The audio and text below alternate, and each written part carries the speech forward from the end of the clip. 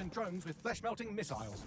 Hello there gorgeous gamers, and welcome back to Pure Play TV, and we've got another video for you, and this one is for the best open world games to play on PS5 and PS4. Ubisoft's latest open world stabby funfest is easily the best entry so far. Rather than the massive map with a million icons, it's a massive map with a well-structured to-do list, as well as a decent story that isn't fractured by the game's ambition to be the biggest. Unlike Odyssey, which had two memorable points, the start and the end. Everything else was just filler. Just like life. Valhalla has had some nice updates since release too, including free content and the usual slew of bug fixes and improvements. You can easily lose dozens of hours inside old-timey England, and I highly recommend it. Hear me out, hear me out. I know what you're thinking. Chris, this game's older than I am. And that might be true, but so what? It's one of the best open world games that nobody bothered to play. Sleeping Dogs was a spiritual sequel to the true crime series. In fact, it started out as a true crime game, and it gave us a rare location to play in, Hong Kong. The focus was on the story, the characters, motivations, and of course, kick-ass kung fu. What's more is that while the game ran like a fat asthmatic on PS4, it runs like a fat asthmatic being chased by a lion on PS5. That's to say, it runs really well.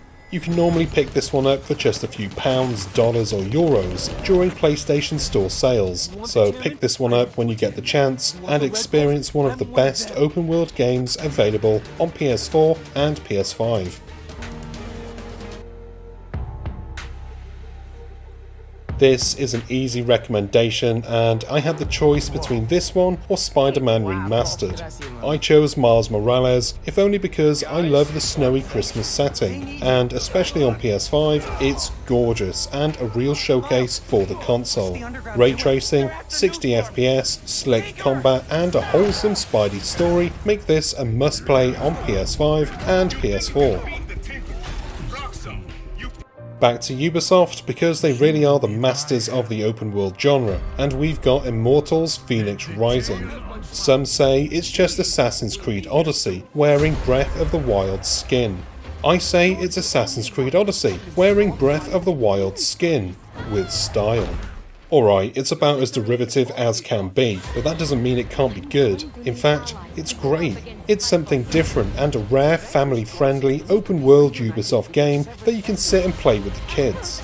It's got combat, exploration, collectibles, and the best part of all, the physics-based puzzles. Amazing stuff, and while it's not all that original, it's one of the best things to come out of Ubisoft in a long time.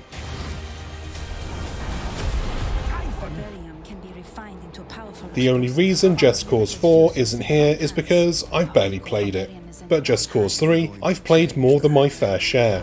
In fact, I think I picked up the slack for everybody else during the PS4 days, but now it's time for you lot to return the favour, because Just Cause 3 on PS5 is brilliant.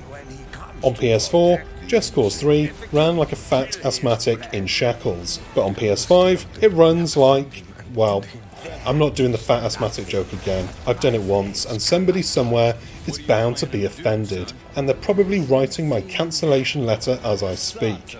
My point is, Just Cause 3 has always been a great game on PC. Now, it's finally a great game on console. You get a massive open world to explore, destroy, and a simple story to wrap around it all. But nobody is playing for the story. It's all about the wanton destruction and making cows fly with explosions. And we're back to Ubisoft because, as I already said, they are the masters of the genre. Watch Dogs Legion might not be the strongest entry in the series. Personally, I prefer Watch Dogs 2, but it's still worth a look. It's got all the sexy next-gen features we've been hearing about for the last couple of years, like ray tracing and blah blah blah. What it doesn't have is 60 FPS, which is a shame, but I'll let it slide. Because what it does have is a brilliant open world London to build your nerdy gang in, as well as a newly released online mode that's definitely worth having a look at.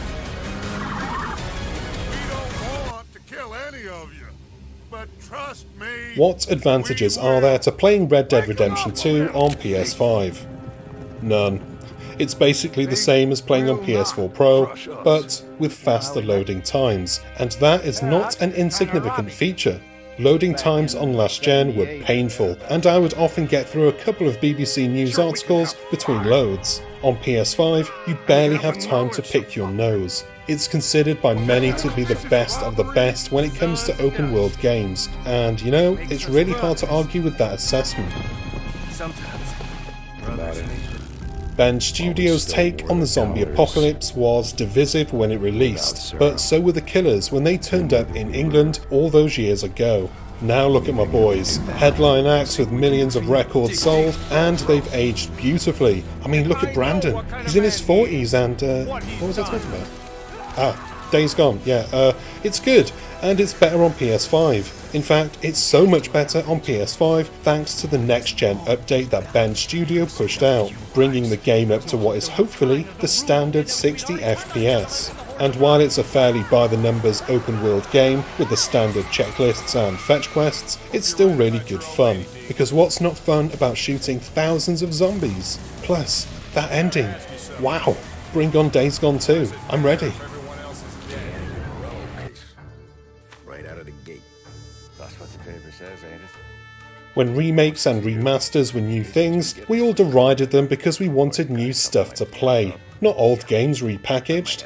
Some developers and publishers have heard the message loud and clear, and they've come up with a compromise. We're still getting old games repackaged, but that packaging is brand spanking new and improved in every single way. Mafia Definitive Edition is perhaps one of, if not the best example of a remake done right. It's one of my favourite games of the last couple of years, and I implore anybody who has any love for gangster movies, specifically anything made by Martin Scorsese, to have a look at this one. It's top tier, and while it hasn't been improved for PS5, it's still one of the best narrative-driven open-world games you can play on your expensive plastic tower right now.